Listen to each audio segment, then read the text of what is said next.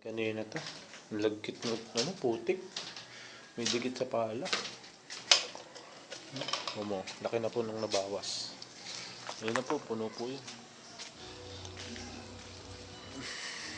Ayun na po yung nakuha namin. Dalawa po kami ng utol ko.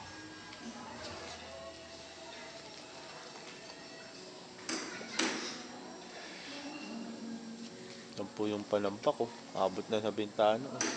Wala ng space doon ta. Sikapin ko pong makalahati.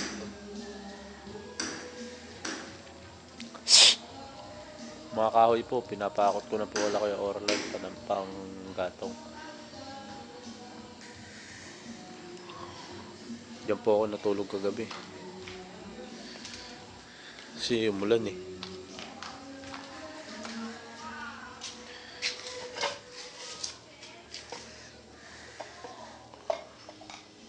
Hindi niya po ganong makita kasi magdilim po eh. 4:30 pa nga lang po, umuwi na po agad no.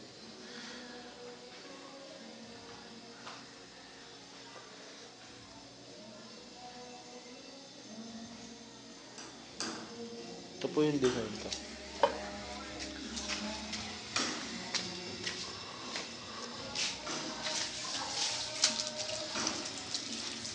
Bukan di alis mo.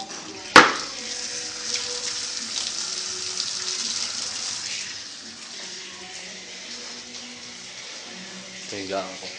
May mall ka po dyan. Maingay!